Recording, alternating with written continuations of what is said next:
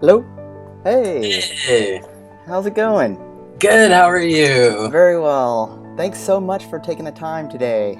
Yeah, I'm so happy. This should be fun. A lot of people have heard your sort of basic transition story and kind of that basic narrative that you tell about your transition.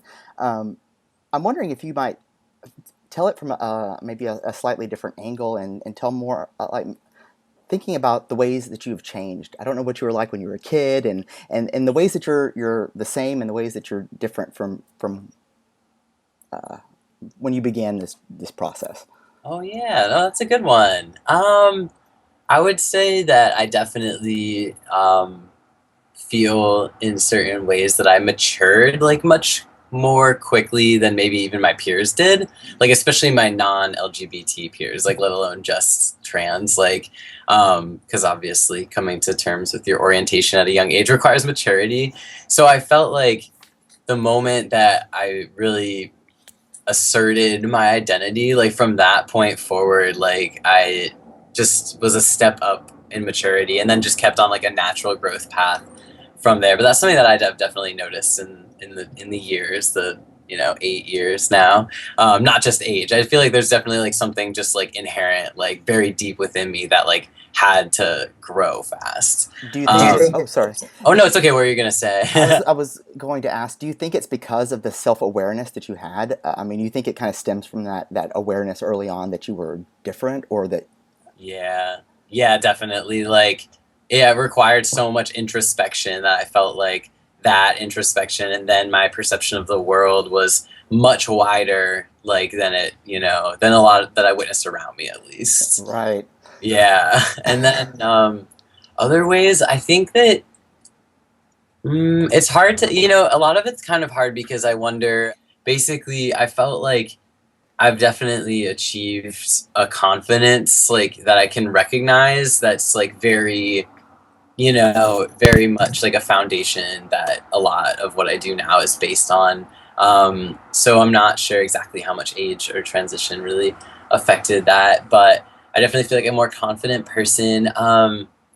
I feel calmer too. I think, again, it could be age, but it's like I definitely just feel in general an ability to be more fluid now, like to exist more on spectrums, like whether it be with my sexuality or whether it be with what is my main drive in life, like is it my career right now, is it love right now, like I feel much more comfortable and confident like existing on this fluid spectrum. Like I mean, and in gender ways, like I'm okay with painting my toenails now. Like I love it. So That is really interesting. So, do you think that um, this whole idea of life being on a spectrum is a new concept for you? You don't Do you think you didn't see it that way before, or do you think that? yeah, I definitely didn't see it that way before, but like I live it now.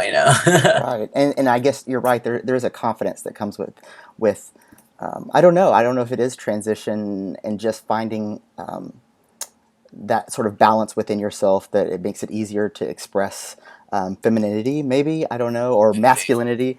Yeah, Uh, exactly. do you find that you express or that you're more comfortable expressing yourself from both sides of that spectrum now, Yeah, masculinity and femininity?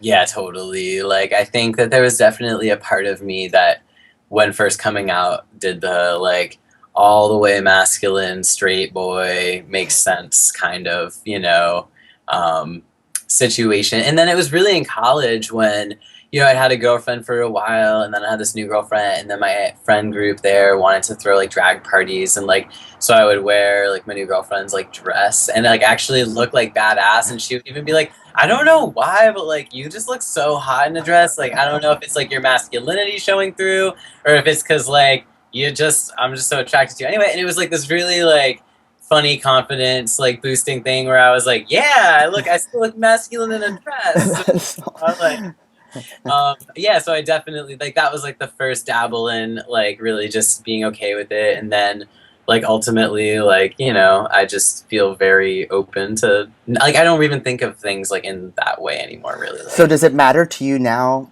less about how other people perceive your oh gender? yeah, totally, and like societally too. I feel like if society was where it's at now, like what 8 years ago when I was coming out, I still feel that I would have physically transitioned, but I think that I would have been hyper aware of like this, like that gender is a social like construct, like the expression of it. So I would have probably allowed myself more fluidity than had that been blaring in my face like it is now.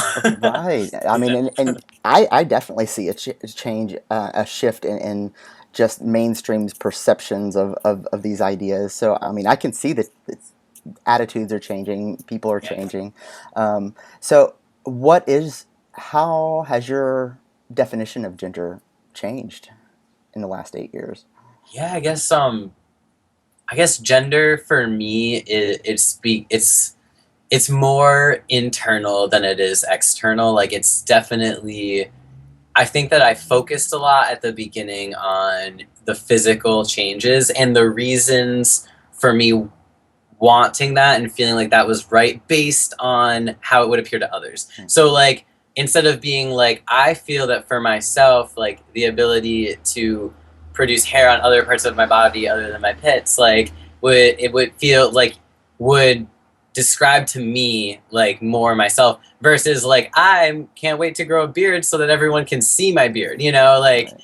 or you know things like I can't wait, you know, say to my mom, like, testosterone will make my voice drop, which will make, you know, people understand that I'm a guy because my voice will be low, like how, you know, guys is, versus I can't wait for my voice to drop because I feel like it will finally sound like how I've always felt it has sounded in my head.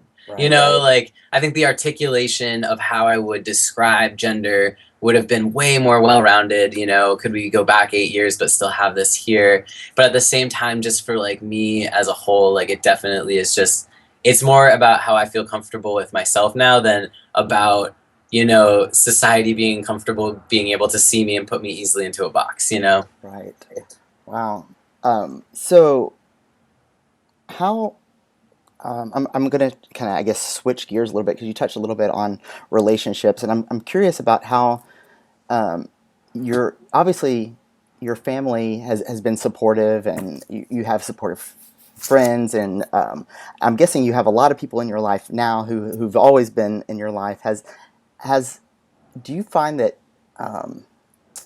how do you talk about your past and your story, and how do you reconcile that with who you are now when you're talking to people? I guess two different people, but people that you've known for a long time, and then also new people. And I guess when do you find that right moment to kind of integrate those stories and how you talk about yourself? Yeah, totally. For like older relationships in my life, it tends to be the, you know, the topic of my like transition and it really plays into my identity now. But for them, like more so in a you know, we saw where you started and we see where you are and we sort of know where you're going. Like, especially since like half of my career right now, like, you know, I've got my day job and then my like passions tend to revolve around like activism and creating, you know, videos and, you know, doing that sort of like work, like traveling to educate. And so I feel like with older folks in my life, like talking about my identity, it seems to be like, you know, more around like concrete, like milestones of me like emotionally, you know, like graduating college and then being invited to colleges to speak and things like that versus like people that I've met more recently, like my actually my current partner.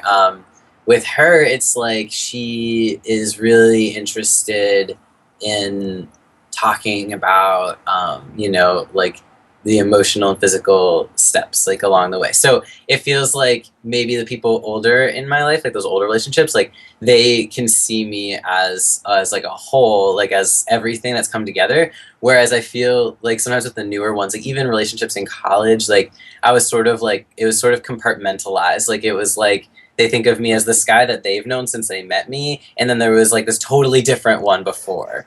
You know, like as if I was a totally different you know person. Whereas the older ones can see the timeline, and Mm. I think that the longer like the newer relationships that I have, like for instance with my best friend Chris, who I met in college, like I didn't tell him for 3 years I was trans. It just never came Uh-oh. up. He's Austin, and we play music, and so I feel like since we've been friends for so long, like he sees it on a continuum too. Like I think it takes time for the newer relationships not to sort of like think before and after, you Right. know. Like it's still continuing. Exactly. How do you find that? How do you let that conversation? Does it happen organically and kind of naturally, or do you feel like it's something that? Do you feel a pressure to out yourself immediately, or? Right. Like I think for me, sometimes coming out it seems relevant and like I usually will come out at the most relevant moment. And with, trans in the news all over the place, there's a lot of relevant moments. So I definitely feel like I definitely don't hold it back because I'm so public about it. And no matter where I go, like once a week I'll be stopped by someone on the street. So it's sort of like I try to just own it real quick early on because I don't want it to, come up at a later time where they're exposed to it without me being the one to tell them. Right. Like, I feel like there's a certain, like, I feel so, it's like a pride, like, in my ability to own it, versus having someone find out. And then it's like, oh, a secret, Right. So I tend to just kind of come out as soon as possible and then they at least know and then they go into the before and after, Right. yeah. Then the conversation shifts to whatever based Yeah, on their exactly. But I know, like, I'm definitely in this unique position where I feel like in certain aspects, like, even if I wanted to be stealth or wanted to not share it, like, most people in my life would eventually find out. Right. Like, it's not in my control anymore. Right. So how do you feel about that?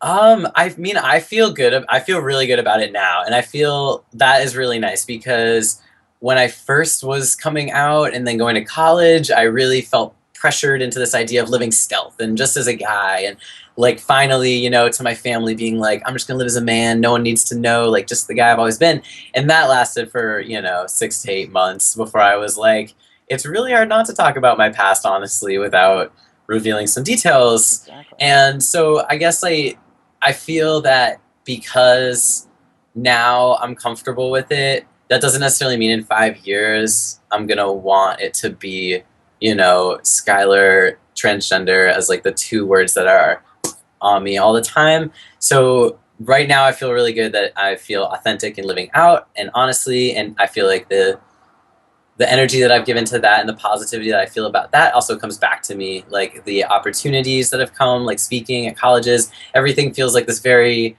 great relationship. But that's not to say that in 5 years I might be like, I wish that was more on the back burner, but I'm still going to get stopped in the street once a week as Skylar, the trans guy on YouTube. And I'm going to have to, reconcile that then. So I try to right now I feel good about it, but I know that could change depending on the way my life goes. So I'm just happy right now.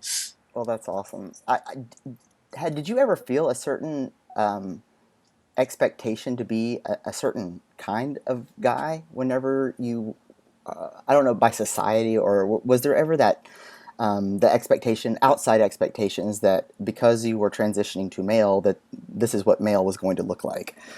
Right. Oh, I mean, definitely. I feel like everyone had comments on, everything that I did, like whether it was my dad telling me that I was binding my chest too flat so that I looked like concave, and I was like, no, they're not. He's like, men don't look like that, and I was like, well, okay. So I was like, Mr. Big Belly. So I was like, men don't look like that. But things like that, or maybe just subtle microaggressions from my cis male friends, and they didn't even realize it, being like, Sky, you can't walk like that, guys don't walk like that, or guys don't say like as much as you do, just trying to kind of coach me into it. Mm-hmm. But I think I was reflecting on it today actually, and I was trying to analyze to myself why the comment, because I was like fearing, like I felt like someone was about to say this to me, and it was like the comment like, why are you so sensitive, or you're too sensitive, Sky. Like I feel like so many people in my life have said that to me, and it's bothered me so much because one, I feel like I've always been a very sensitive person, and being sensitive to myself and being sensitive to the world, I think as an artist is necessary. So why are you hating on it? And then two, I also feel like when I transitioned, it became like, well, guys aren't sensitive. You can't be so sensitive about things anymore. Like you can't care about stuff that much, like, or in that way.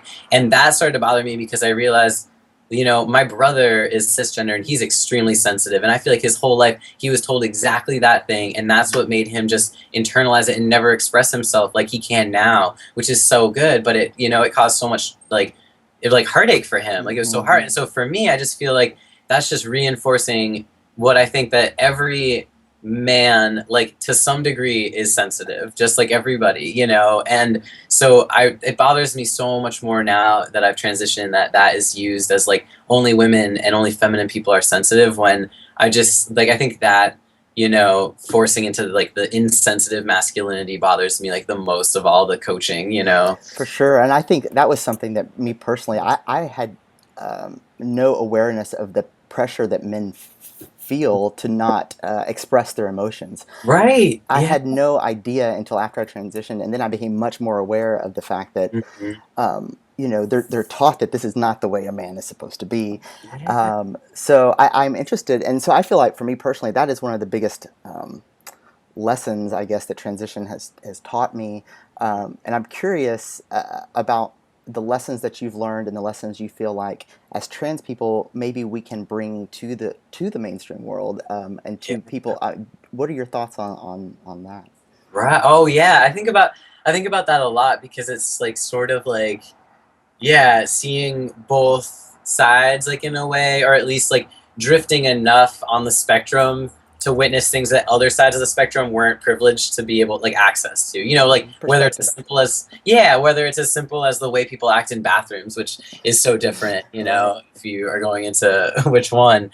So I mean, yes, like the forced learning like that I feel is so integrated into society and into relationships between men of not showing emotions, and how debilitating that is definitely, like you said, one of the biggest lessons I've learned as well. And then I would also say the way in which the way in which people talk about the opposite gender is also quite fascinating, because I feel like so I've heard on both sides some extremely hurtful, sexist things, you know, like about the opposite sex and as a whole. And like I think it's really interesting that, you know, there could be this perception of like men as perpetrators of sexism primarily, because of the way our society is set up, when I've definitely seen it on the other side. But because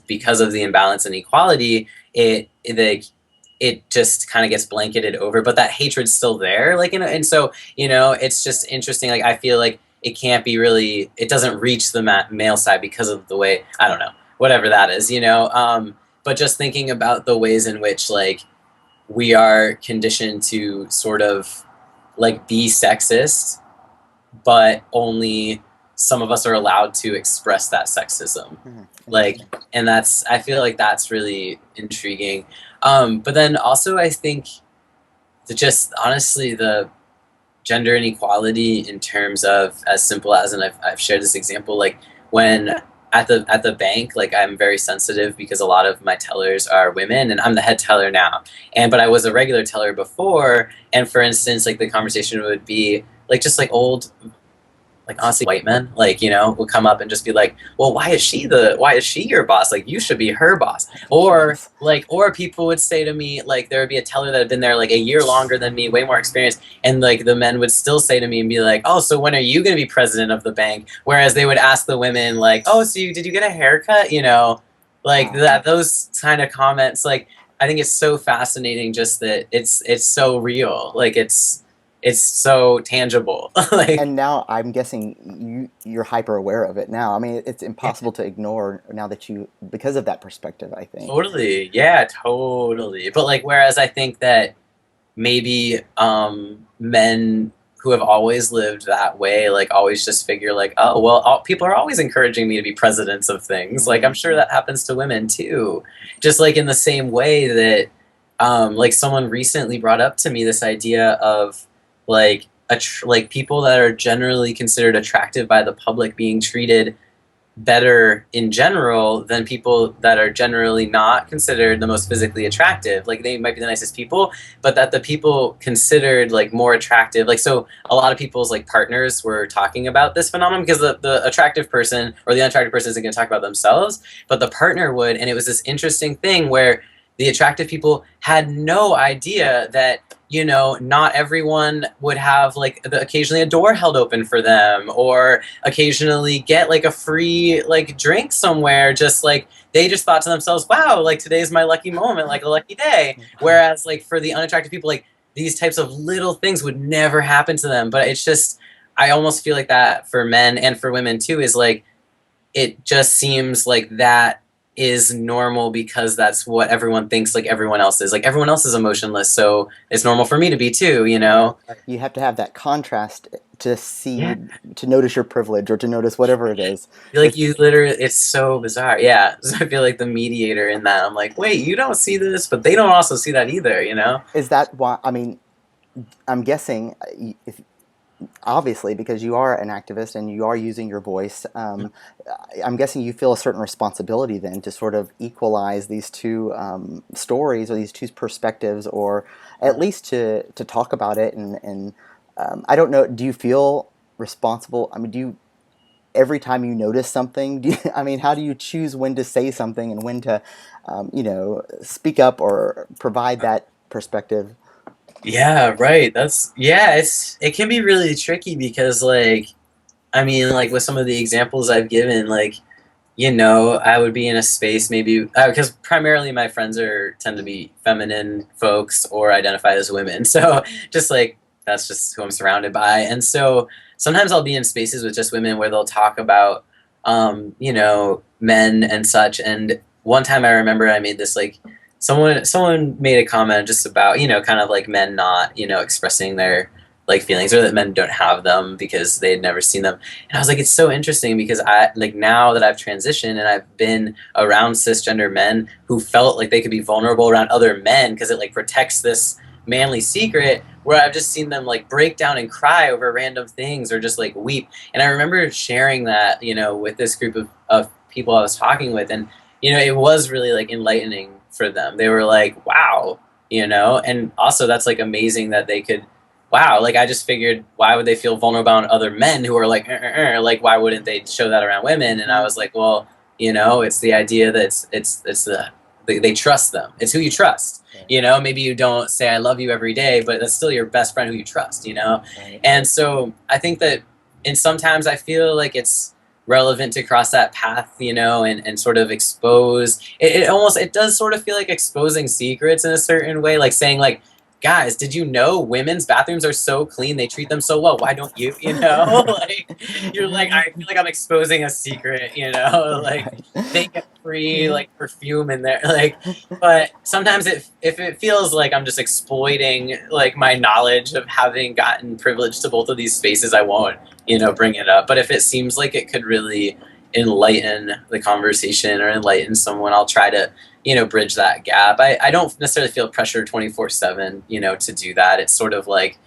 you know, some days I feel like fighting someone to the death about them using the word retarded, and other days like I will let it stop at just like, please just don't use that word around me, then it makes me uncomfortable. You know, it just depends on like how far I want to go. um, I'm going to switch gears one more time because I want to talk also about fear and Yeah. because I know, especially in transition, I had this idea early on that, once I tackle this big huge fear that I have in making the decision to transition and tell all my loved ones and I transitioned at work and Yeah. on the job, and so all the fears that are associated with transition, I kind of had this idea that once I did that, I would be a master of fear and then I could Yeah. tackle anything, and it didn't quite work out that way because fear of, I mean, it doesn't go anywhere. It's there. I mean, I think it's part of the creative process. So I'm curious about how you navigated your fear in transition, and maybe the tools that you learned and how maybe you apply it. I know it arises for me a lot in my creative expression and moving through the fear, the resistance that we have as creative people. So maybe just talk to me a little bit about your relationship with fear. And Yeah. Oh, that's such an interesting one. Because, yeah, I think a lot like you, I felt like, ha, if I could do this at 15, like, wee, you good know, to go. like nothing can get me now. And then, you know, there was that moment when I was 2.5 years into my physical transition, and my ex girlfriend says to me, you know, like no one's ever gonna love you like I do because I've gotten to be there for like before and during and after, you know, your transition. So like I understand you the most. And I was breaking up with her, you know, and I'm like, oh my God, this fear, I'm unlovable, whoop, you know, just went right over me. And so then there's that moment, you know, maybe 6 months later when I go up to my best friend who I've had feelings for 2 years as well. And I'm like, I need to confess this to you, and also, like, you know, I'm transgender, and thankfully you already knew, but that's still, like, this changes it, like, that fear, and then, oh God, and then it was like, boom, my hormones got weird, and now I'm like, oh my God, I'm going to die, like, I am fearing death at 20, like, here I am, death is coming, I'm not ready, like, Those are uh-oh. some big fears.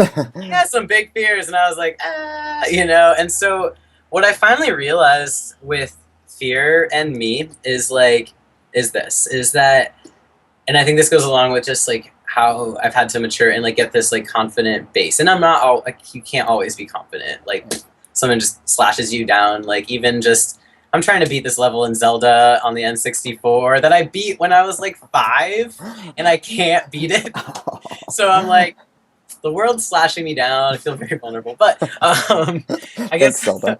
what I've realized is like, is for me, is I tend to fear more when I feel incomplete and when I feel like I have something that needs to still be resolved and fixed. And so for me, fear, I think the reason that I felt when I began my transition and really asserted my identity and then began the physical aspect, which was really exciting.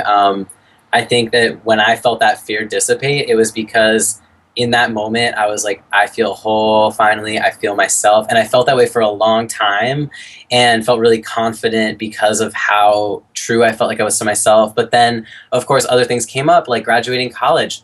What's your job? Like, when are you gonna, you know, what are you gonna do after? And I'm like, I'm an artist. I'm gonna be a bank teller. Yeah, I'm a little scared. Like, you know, and so that totally shook my ability to feel like whole and good.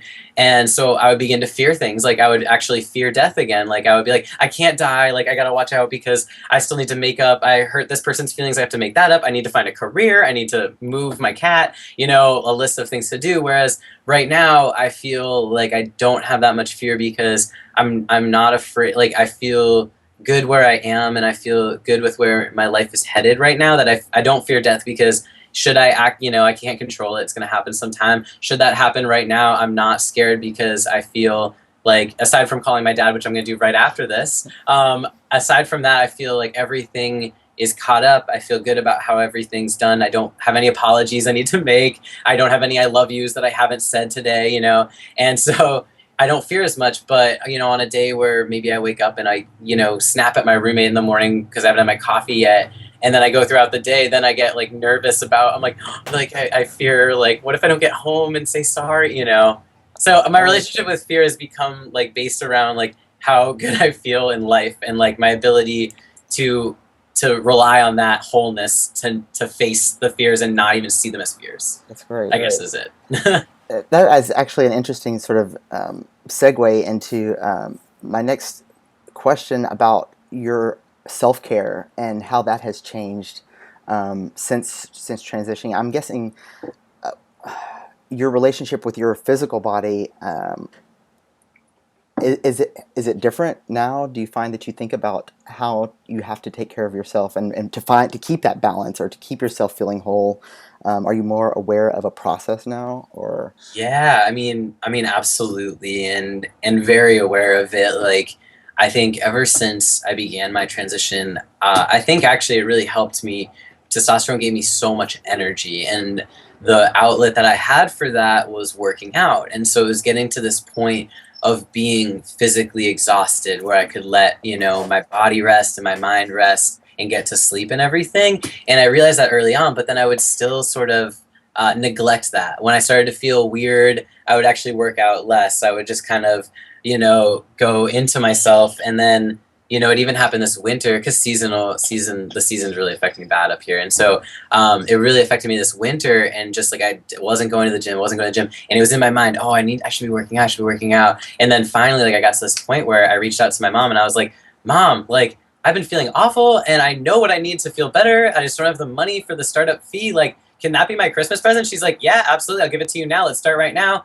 Boom, boom, boom. Like, it was just, I neglected it for 6 months and I realized that's it. Like, I haven't been taking care of that, need for exhaustion. And so I'm happy that I can recognize that. I haven't been to the gym in 2 weeks because I'm dealing with this like silly skin infection that like right now my self-care is basically like, okay, I can't be biking, I can't be sweating, I can't be really doing anything that involves my skin, which is everywhere. So I should be using my brain and writing my book and reading books. I have like 10 books going right now, playing Zelda, like I said, having these interviews and conversations, like doing everything emotionally and productively that I know will make me feel good that isn't at the gym and working out and lifting weights. Like, this is lifting my emotional weights. And so that's sort of how I've really transitioned in my self-care, is like sometimes I have to drop one aspect of it, but I can really fill in the time that I spent doing that self-care with other things that like make me feel like rewarded as well, even if just not physically, because I'm sick. Aw, sorry about that. It's okay.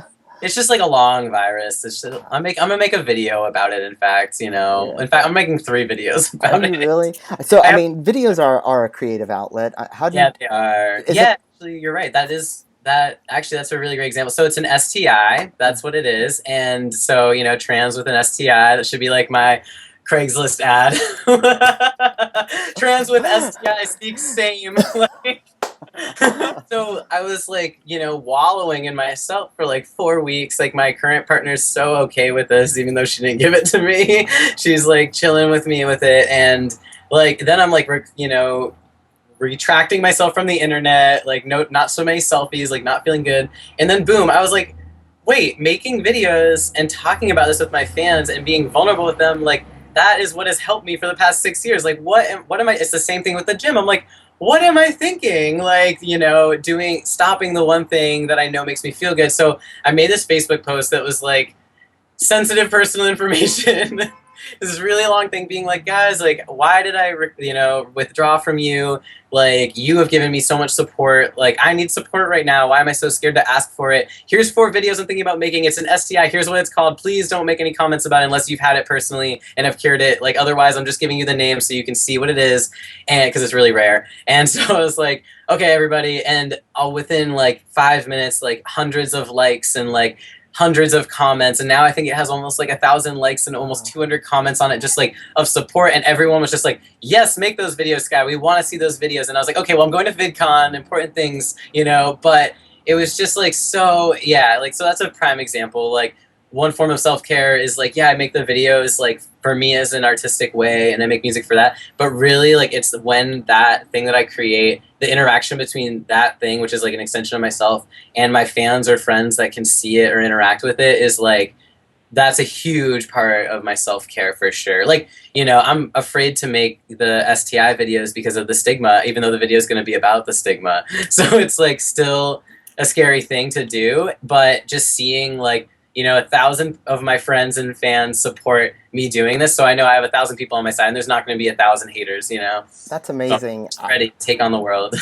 I think that's amazing. And how do you decide which parts of your life to share in videos? And I guess it's a 2-part question. And when you feel that fear or that resistance around talking about a particular topic or something that's going on with your life, and you feel that fear, how do you know when to push through the fear and when you to keep it to yourself? I mean, how do you navigate that?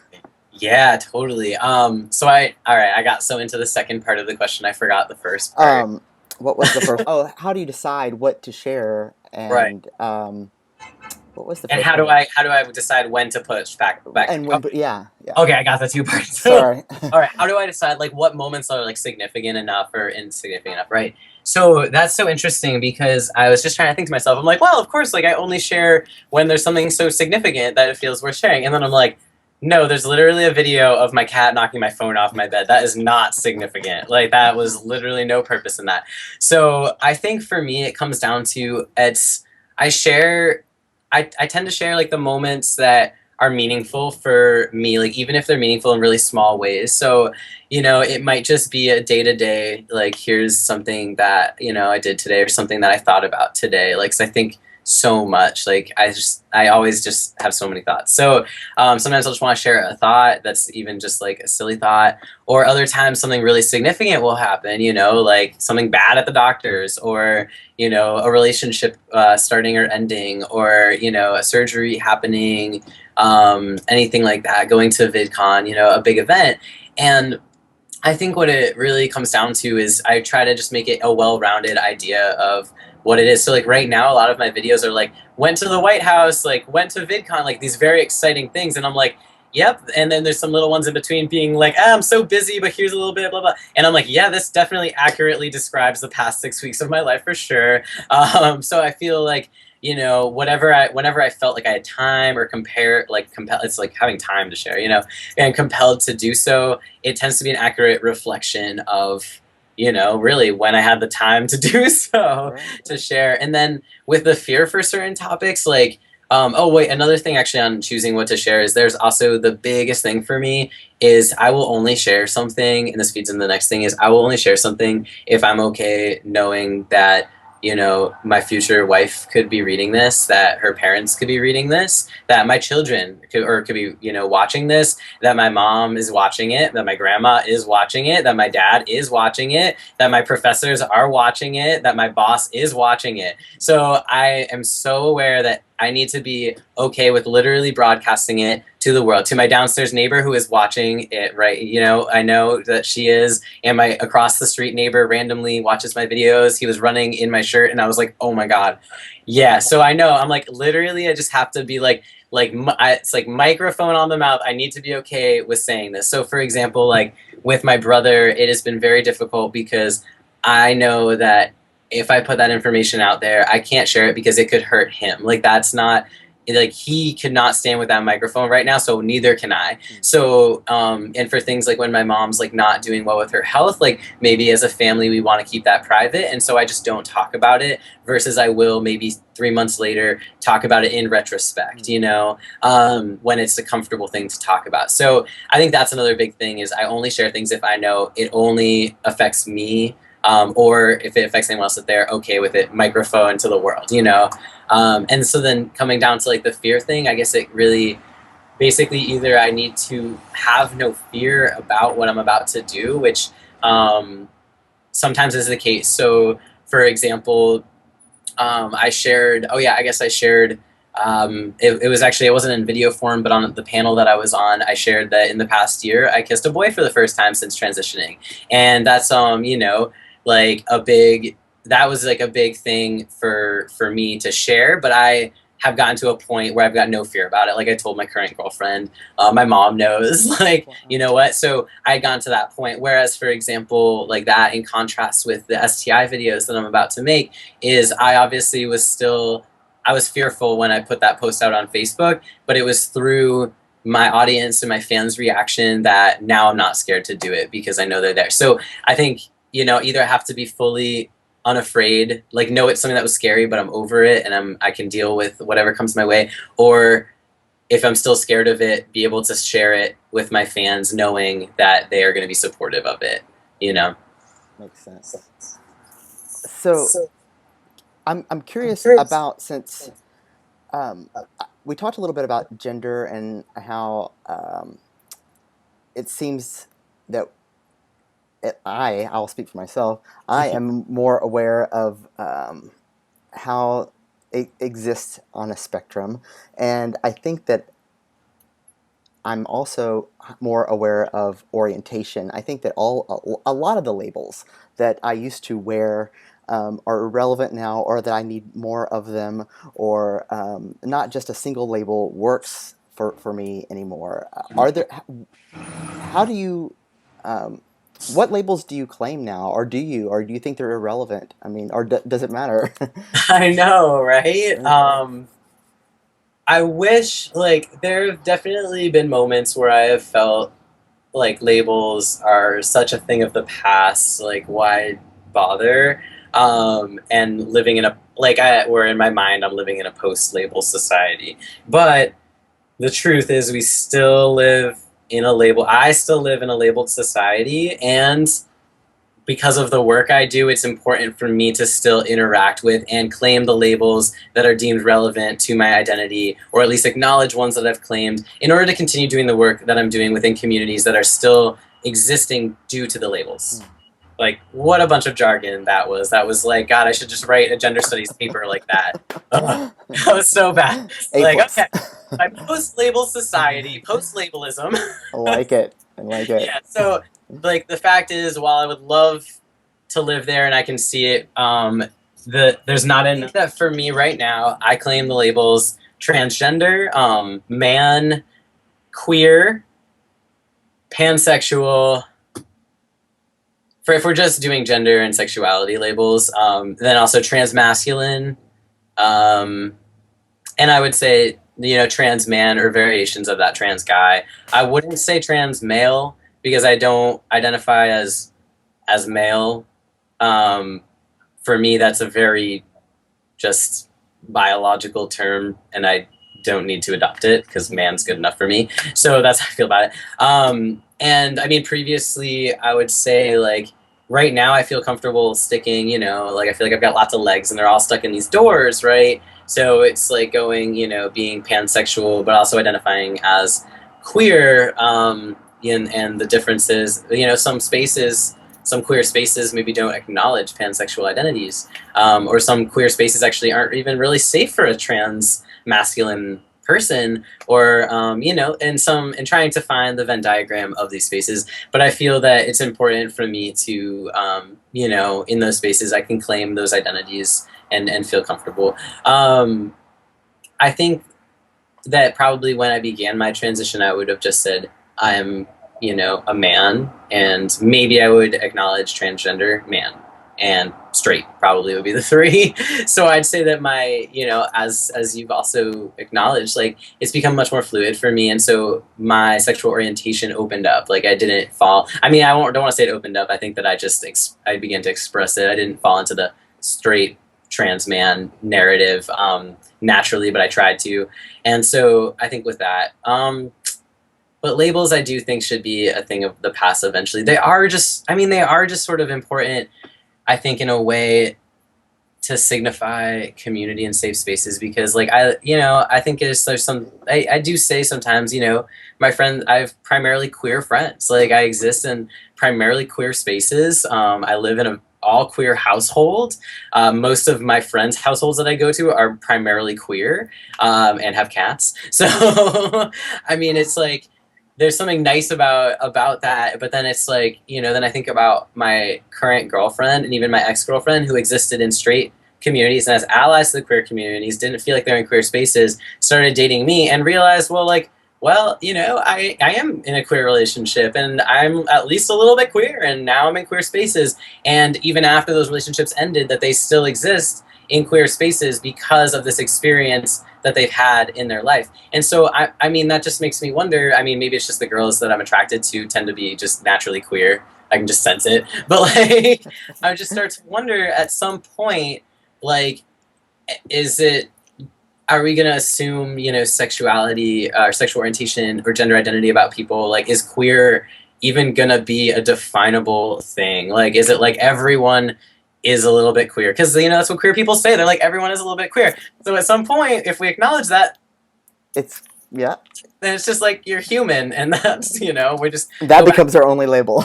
yeah, just back to the consumer branded label, human. You know, I like it. I like it. base of all things. Like, so it's interesting to think about, and that's, you know, and that's going to be that's what we're, you know, probably moving in that direction. But right now, because of youth, and because especially for youth, having these labels is an ownership of their difference, but also of their strength and community. And so I still very much interact with labeled, you know, communities for that reason. That's great. What would you say that message. Your message, Yeah, that okay. you want to bring? Right. So it's interesting because I definitely, like, as a kid, had like this superhero complex, right? Where I was like, I'm gonna save the world. Like, there's gonna be one, you know, finite answer, and I'm gonna solve it. And like, I've gone back and forth between, you know, gay rights and like trans rights, and then I was like the environment, like if I just save the trees, like all the people will be happy, you know, and all these Right. things. And so, and even with like my relationships, like I would be very attracted to like the broken people, thinking that I could fix them. And that cycle has come to an end. So thankfully, Congratulations. but thank you. That's a vicious one. I know. So I would say like mission wise now, I've sort of like reformatted and rewritten it many times. The first mission was for me to be happy within myself and to like feel whole and complete, because I was like, I can't love anyone else, I can't take care of anyone else until I get this done. And so I got most of that done so I could start, you know, to love others and to, you know, take care of others while still taking care of myself. And then as I began to think about it, I'm like, okay, like where, you know, then what's my purpose in life? And I thought about, why have I been putting these videos? It was mindless when I started. Why have I been doing this? Like what, you know, subconscious decision was that? And what it really came down to was, I think that my, you know, mission or my goal is by sharing my transition, which like, you know, and my fans and I don't think this, and my family doesn't think this, like all the physical stuff, the exciting stuff is kind of over. We're all just slowly waiting for the beard, which is going to take years. So it's going to be a really fun crawl. And so, you know, to think that like my content and with what I'm doing in the trans community is now I'm speaking like not as someone who is transitioning, but as someone who is continuing to live, like having, you know, started their transition at 17 in 2009. And so what my fans kind of have told me, they're like, it's just great that you continue to make videos, right? Like a lot of people after a few years are like, all right, I'm done. You know, they go on and live their lives. And like, that's great. That's what I thought I was going to do. But it's because of what they've told me that they've wanted. And they're like, we just want to see you continue to live your life. And like the struggles that I deal with, you know, they're not all transition related, like love, moving, getting a job, like graduating college. These things aren't transition related, but I'm going through them as a person with transgender history and a trans experience. And, you know, and now it's really interesting because I'll use these life events like with the STI, and then one whole video just being like STI and the intersections of that with my transgender identity, why I feel that it's very debilitating, and why, you know, going to doctors was a lot harder with one stigma, two stigma, you know, to think about sometimes that the transgender identity still goes with it. So I think kind of right now my mission is, because of what people have told me, to continue to share my life, and even with the downs, like even with the negatives, and those like emotional times, like because what they told me that they're seeing is they're seeing someone who, you know, transitions and is still living their life. Like someone could disappear and you assume they're still living their lives, but you know, I think my goal is to continue to share it with people and continue, because I'm on the path to happiness, right? That's the goal here, and I'm at happiness right now. But you know, it's like an oven; you oscillate up and down. So it's you know, it's to continue to share that oscillation with the hopes that people could honestly see that, you know, it's that happiness thing that really everyone's striving for, like in all aspects of their life, like whether it's for themselves or for their family. Like it's like, don't we just want people to be happy? Like whether it's about money, whether it's about like, you know, systematic oppression, like isn't it just like the universal access to happiness, right? So my transition was a big gate, you know, keeper for my access to this happiness. But like, you know, I'm dealing with a mom with terminal cancer, a brother going through hard times, a very small family, and an STI right now. And it's like, but I still feel that I'm oscillating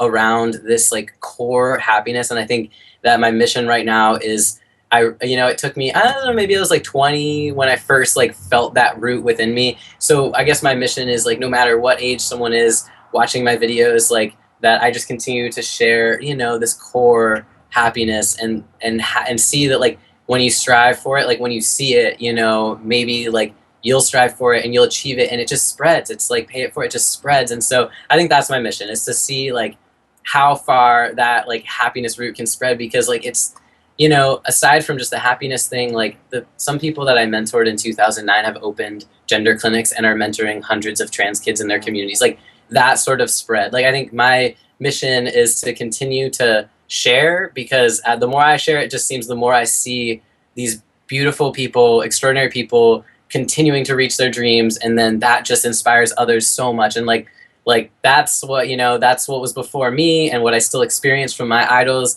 And so I just love that I was able to do that for some people, and now those people, it's just the web. It's amazing. It's spreading, and you are doing some amazing work. And I do think that the fact that like you said, you've continued your videos. At first, it started about this one thing, and now you're focusing on the intersection of this thing that is a thread in your life, but how Yeah. it intersects the rest of your life. And I think going back to where we started, the fact that 5 years from now, you may not want that trans story to be the prominent story, but the fact that you've Right. merged that with all these other aspects of yourself and you're sharing all those overlapping points, I think the narrative will continue to change and evolve as you do. And Yeah. I think it's great that you're planting all these seeds of happiness Yeah. and Well, just achieving that. it's like hope, because like even so simple as I think, the first time that I needed to really seek help, like physically from my followers, was when I needed to get a hysterectomy and my insurance wouldn't cover it because I was trans. And so I was seeking like thousands and thousands of dollars. And so I felt like this sense of like, I didn't feel like I'd ever given them anything. Like, why would they feel like they wanted to give to me? And what it really was like, I was vulnerable, I was asking for help, and then they gave me help, and then they saw me receive it, and then they saw me go through the hysterectomy, and they saw me heal, and they saw me feel better after. And it was like, so they saw me from the beginning feeling hopeless, like insurance is beating me down, and then having this hope, and then they were an active part of fulfilling something that was really stressful and really hard, but ended up being really beautiful. Like, so not only that, but like things as simple as like, oh, I hope that next year I can go to VidCon, and then they see me in a year at VidCon, like having a blast. Like, just like I want them to know, like, I'm hopeful about things too. Like, I'm hopeful in 10 years, like they'll be able to make sperm out of bone marrow. Like, yay, science. Like, so, I can share that hope with them and still continue along. And like, oh, look, like this amazing thing happened because of this work we put in. So it's like happiness and it's like that hope. Like, you can see dreams come true. Or you can see little hopes like come true. And I don't know, like sometimes I don't see that around me enough, and I just want people to be able to see that, like I go on Reddit and read the inspiring stuff, but like not everyone seeks it out, so I want to put it out. Put it out there. That's great because I mean it's a lot easier sometimes to be exposed to the negativity, and I think that the conscious effort that you're making to put a positive message out and one of hope and inspiration is really great, and it is spreading. It's hard. It is for sure. Well, where can people find you? I know your YouTube channel is your sort of main I guess point of contact. Do you is that how you want people to find you primarily? Is your YouTube channel? Yeah, people can go to my YouTube channel, or honestly, like I post like I post content like all over, maybe like SoundCloud and Bandcamp and all these places and stuff. So the place where I consolidate everything really is like my Facebook page or my website. The Facebook page is interactive. The website is more just like, here's the information. So I would say like YouTube is like my primary, area of distribution. But for all aspects of the content and stuff that I'm doing in my life, Facebook tends to be the place where I put it all. Great. And what's your Facebook? I think it's just like it's /Skylar 111216411745944412. They could probably just Google you plus Facebook and they'll find it. Yeah, that's what it is. Like they literally just Google Skylar 11 or Skylar Kergil Facebook and it comes up. There we go. That's easier. And what is your website? And my website is just skylarkergil.com. Okay, perfect. Yeah, I'm trying to, Skylar Clevin was my pseudonym because I was 17 and I didn't want anyone to know my last name. So, but you've hung on to it. That works. Yeah, exactly. Yeah. That's good. Now everybody knows you now. So, yeah, exactly. That's good. Well, thanks so much again. I mean, I think I really enjoyed the conversation, and your perspective is really great, and it is inspiring. It's inspiring for me, who I'm just now getting started making videos. I made videos throughout my transition, but I never posted them, and so I've been looking back through them, and I thought maybe I could just go ahead and just put it all out there because of fear. I was afraid, well, I'm glad you at least made them, so you have them. Yeah, I've got them. Decide, yeah. Exactly. So now I'm kind of diving into this project, and I'm not giving myself I mean, I'm definitely I'm posting them now, and I'm putting I'm enjoying these conversations, one because I don't have a whole lot of trans people in my real life, and so I'm enjoying the opportunity to kind of connect and yeah, it's awesome. Yeah, it's really That's great. why I love the internet. It is. It's an amazing time. I mean, what would we have done before this? Oh man, letters via I don't Letters, yeah. know. Like the secret trans code, like tapping it on the little line. Yeah. Exactly. Well, thanks very much again, and Yeah, thank you. you've had a great day so far. So have Yeah, a good work rest of it. tomorrow, but we'll be good. It'll be good, as good as today. Yeah, All right. exactly. Thanks.